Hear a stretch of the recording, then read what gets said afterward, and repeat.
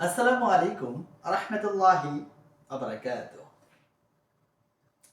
ছোট চোর হেঁটে গেলে আমরা দেই গালি, বড় চোর মঞ্চে আসলে আমরা দেই তালি। এটাই চরম বাস্তবতা। এটাই আমার সোনার বাংলার চরম বাস্তব চিত্র।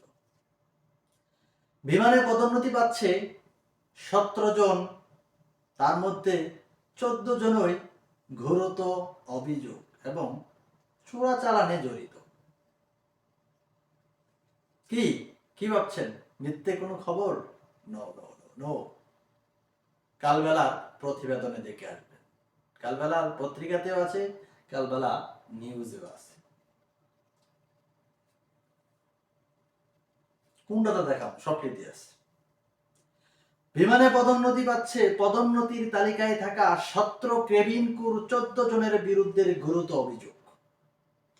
পাচারকারী হিসাবে বরখাস্ত ছিলেন 9 জন।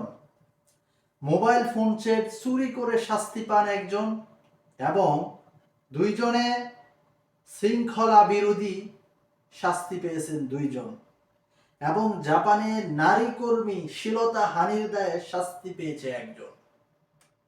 তারপরেও বিমান বাংলাদেশ এয়ারলাইন্স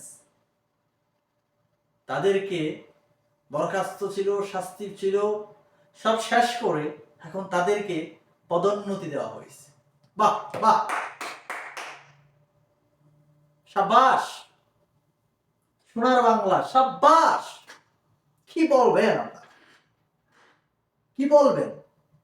যে জায়গায় তাদেরকে কঠিন শাস্তির দরকার, আজকে কেন আমার বিমান বাংলাদেশ এয়ারলাইন্স লাভ করে না? কেন আজকেও বিমান বাংলাদেশ এসি নষ্ট থাকার কারণে আজকের ঘটনা 2 ঘন্টা দেশের ভিতরে ফ্লাইটটা ছিল, 20 মিনিট উড়ার পরে বিমানটা ল্যান্ড করছে, ফিরতি ল্যান্ড করা হয়েছে। যে এই যে আমাদের অবস্থা, দুর্নীতি দুর্নীতি। আরে হ্যাঁ, একজন ওই যে বড় বড় সাহেবরা বসে কত সুন্দর লেকচার দেয় দেশটাকে নিয়ে, অথচ সব জিনিসেই দুর্নীতি, সব জিনিস। এক বিমানটা ধ্বংস করে ফেলাইছে বিমানটা, কেন মানুষ চাইতে চায় না এই বিমানে? তারপর ওই অধবাগা 5 বার গেছে। কি বলবেন? হেরা পদোন্নতি দিচ্ছে, হ্যাঁ, তাদেরকে পদোন্নতি দেয়, যারা চোরাচালানে জড়িত তাদেরকে তারা পদোন্নতি দেয়।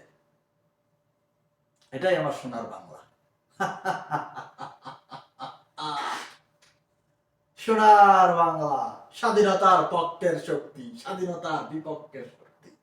আর চোরটা খালি চুরি করে, চুরি করে। এত পক্ষের বিপক্ষের শক্তি, এই চুরি থামাই তারে না কেউ, সবাই খালি চুরি করে। এই পুরো রাষ্ট্রযন্ত্রটা দুর্নীতির একটা নেশার ভিতরে পড়ে গেছে।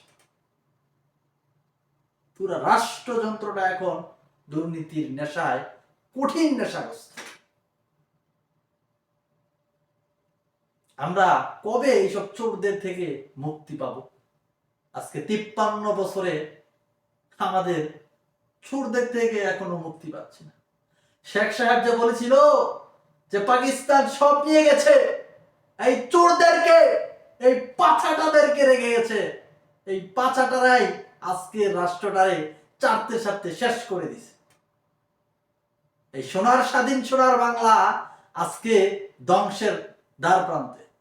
না হলে একটা ল্যাপটপ কিনে 5 লক্ষ টাকা দিয়ে, না হলে চোররা পদোন্নতি পায়, দুর্নীতিবাজরা পদোন্নতি পায়। এক বেনজির সাহেব জিরো টলাস বলতে বলতে বেলায় পুরা রাষ্ট্রই খেয়ে গেছে, এখন পালিয়ে গিয়ে বিভিন্ন রাষ্ট্রে তারা বসবাস করে। ভালো থাকবেন, সুস্থ থাকবেন, শুভকামনা সবার জন্য। কিছু আর বলার নাই, খবরটা আপনাদেরকে বললাম।